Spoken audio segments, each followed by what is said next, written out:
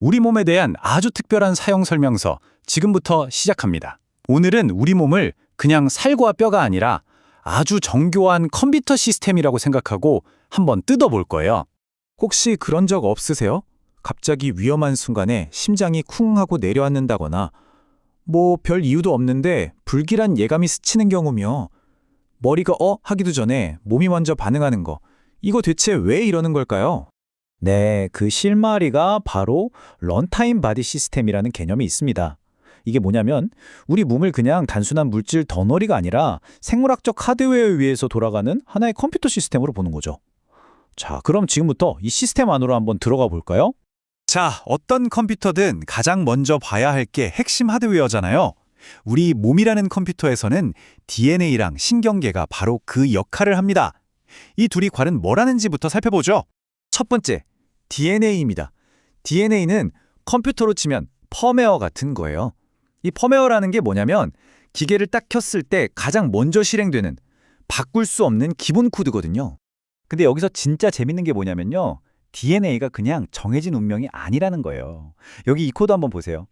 만약 환경이 스트레스라면 질병 유전자를 활성화해라. 이런 식의 조건문으로 되어 있다는 거죠. 그러니까 우리가 어떤 환경에서 어떻게 사느냐, 즉 어떤 입력값을 주느냐에 따라서 결과가 완전히 달라질 수 있다는 뜻입니다. 그러니까 핵심은 이거죠. DNA는 너는 이렇게 살아라 하고 정해놓은 설계도가 아니라는 거예요.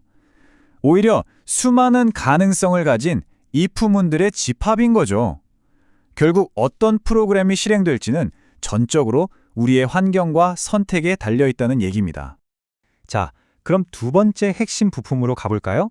바로 신경계입니다.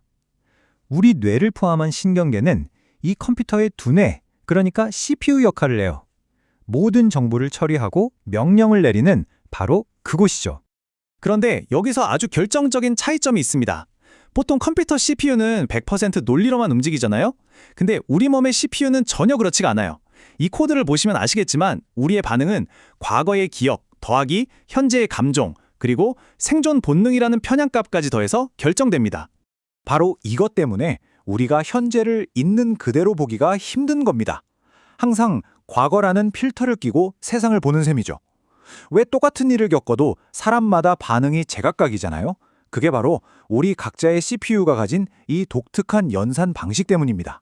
자, 지금까지는 핵심 하드웨어를 봤고요. 이제는 자동화 시스템으로 넘어가 볼게요. 우리가 딱히 신경 쓰지 않아도 알아서 돌아가는 부분들이죠.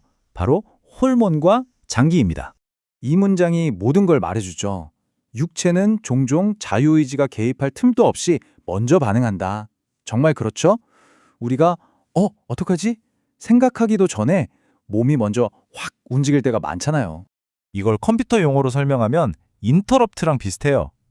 인터럽트가 뭐냐면 아주 긴급한 일이 터졌을 때 하던 일을 다 멈추고 그것부터 처리하게 만드는 신호거든요. 호르몬이 딱 그 역할을 하는 겁니다. 갑자기 위험이 닥치면 아드레날린이라는 인터럽트 신호가 쫙 퍼지면서 이성적인 생각을 싹 건너뛰고 몸을 바로 생존 모드로 바꿔버리는 거죠. 자, 이제 장기에 대한 생각도 좀 바꿔볼 필요가 있어요. 장기가 그냥 생명 유지를 위한 부품, 그게 아니라는 겁니다. 각각의 장기들이 우리 의식의 특정 부분을 처리하는 독립적인 모듈 같은 거라고 볼 수 있어요. 이 표를 보시면 그게 무슨 말인지 확 와닿으실 거예요. 감정이라는 게 그냥 머릿속에서만 맴도는 게 아니라는 거죠. 분노는 간에서, 불안감은 장에서, 슬픔은 폐에서 실제로 처리되고 실행되는 프로그램이라는 겁니다. 우리가 흔히 가슴이 아프다거나 애가 탄다고 말하는 게 그냥 비유가 아니었던 거예요. 좋습니다. 그럼 이 컴퓨터는 메모리는 어디에 있고 보안 시스템은 어떻게 작동하고 또 문제가 생기면 어떻게 우리에게 알려줄까요? 하나씩 살펴보죠. 우리는 보통 기억이 뇌에만 저장된다고 생각하잖아요. 근데 그게 아닐 수도 있습니다. 세포기억이라는 개념이 있는데요. 말 그대로 우리 몸의 세포 하나하나가 기억을 저장하고 있다는 거예요. 그래서 깊은 트라우마 같은 게 몸에 새겨진다고 하잖아요. 바로 그런 원리입니다. 그렇다면 이 시스템의 보안 프로그램은 뭘까요? 바로 면역체계입니다. 외부에서 들어오는 바이러스나 세균 같은 해커들을 막아내는 아주 정교하고 강력한 백신 프로그램이 셈이죠. 그런데 가끔 이 완벽해 보이는 보안 시스템에 치명적인 버그가 생기기도 합니다. 바로 이 코드처럼요. Attack Self. 자기 자신을 공격하라는 명령. 이게 바로 자가 면역 질환의 본질이죠. 우리 몸의 백신이 바이러스랑 내 몸을 구분 못하고 자기 자신을 공격하기 시작하는 정말 끔찍한 오류입니다. 그럼 시스템에 뭔가 문제가 생겼을 때 컴퓨터는 우리에게 어떻게 알려줄까요? 바로 통증이라는 에러 메시지를 띄웁니다. 시스템은 어이, 여기 지금 문제 생겼어 하고 경고등을 켜주는데 우리 대부분은 어떻게 하죠? 그냥 진통제 먹고 그 경고등을 꺼버리죠. 진짜 원인은 그대로 둔 채 그냥 시끄러운 알람만 끄는 거랑 똑같습니다. 자, 지금까지 우리 몸이라는 컴퓨터가 어떻게 돌아가는지 그 내부 구조를 쭉 훑어봤습니다. 그럼 이제 마지막으로 사용자인 우리가 이 시스템과 어떻게 소통할 수 있는지 그 방법을 알아봐야겠죠? 생각해보면 우리 몸은 거의 다 자동으로 돌아가요. 심장이 뛰는 거, 소화되는 거 우리가 일일이 신경 안 쓰잖아요. 그런데 딱 하나, 자동으로 되면서도 우리가 마음대로 조절할 수 있는 게 있습니다. 그게 바로 호흡이에요. 그래서 이 호흡이 바로 우리의 의식과 무의식을 연결하는 유일하고도 가장 강력한 사용자 인터페이스, 즉 UI가 되는 겁니다.